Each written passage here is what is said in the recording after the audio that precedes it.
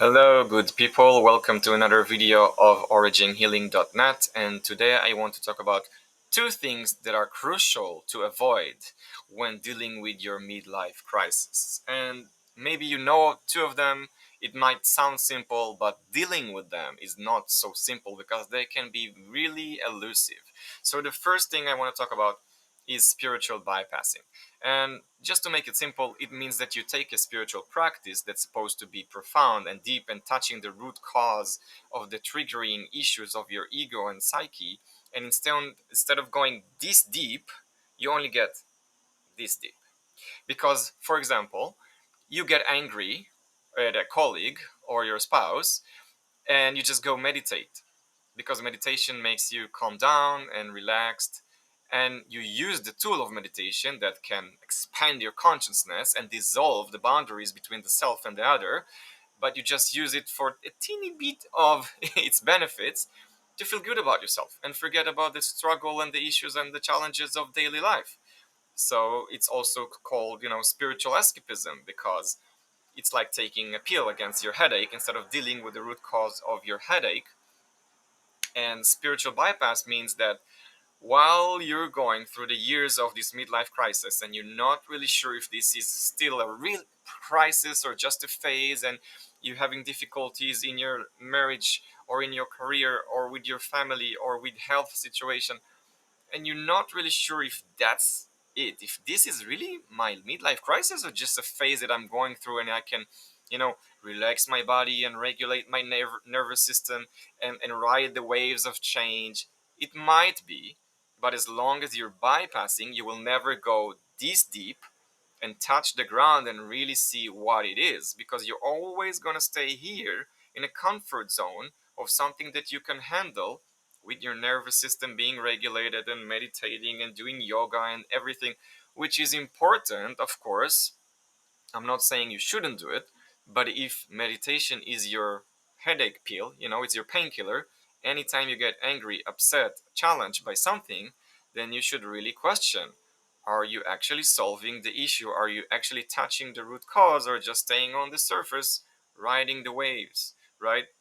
And the second thing that is very important is staying in your mind, because changing your life can take super long time, as I mentioned in other videos.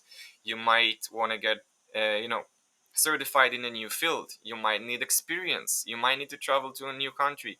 You might need to break some ties and connections and relationships and form new ones. And everything takes time. And if you have a mortgage to pay, if you have kids, you can't just do it like this in one day. It needs to be very gradual so nobody suffers in the way while you change your life, and you might destroy your old persona. You want to keep your family and children and relationships intact, right? Because these are your foundation. This is what still stays stable once you go through transformation, and they at least can applause on the side, but they don't get hurt. Right? So if you stay in your mind, it means that you're reading about change, reading about the courses, exploring things by watching a lot of YouTube channels, reading books to inspire you, going to classes and courses, but not really taking action. You think that by doing it softly and slowly and absorbing the information, it will spark the motivation one day to do something, and it will be as gradual as you need. And this is the other way of taking it too slow, too soft, means that you're only getting to this level of deepness and you don't go deep into the actual experience of changing things, of letting people down, of making sacrifices, of deciding that this is no longer what I want to do. This is it. I'm going at it full power, slowly, but at least full power, which means I'm not being distracted by all the other things that are happening here that are part of my old life.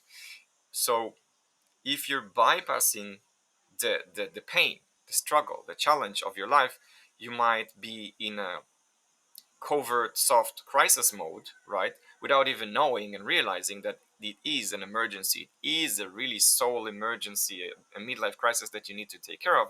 And it can take years of meditation and yoga and psychotherapy to realize that you're avoiding the root cause, which is you are in a crisis and there is an emergency, an urgency to change your life. because everything feels so good and regulated. And the second thing, which is the second step, is once you realize, okay, I'm in a crisis mode, I'm in emergency mode, but I have to watch out that everybody else is safe, you take it too slow and too soft, and you just inspire yourself and read and absorb information, but you don't take any action and you don't choose anything else and new, and you don't sacrifice anything. It can be slowly, it can be small, but you have to start doing something and experiencing this new persona that you want to be. So you stay in your mind. You're thinking about transformation. You're thinking about your new persona. You're thinking about the future, but it just stays in your mind because it's too scary to actually change.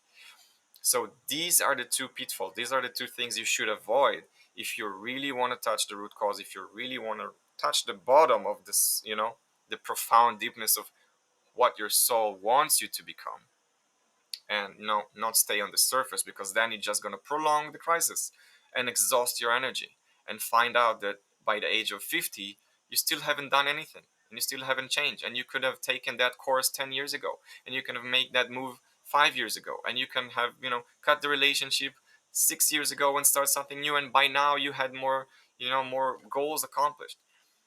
Watch out for spiritual bypassing and staying too much in your mind. Go and experience life as you should without avoiding the difficulties and challenges. I see you in the next video.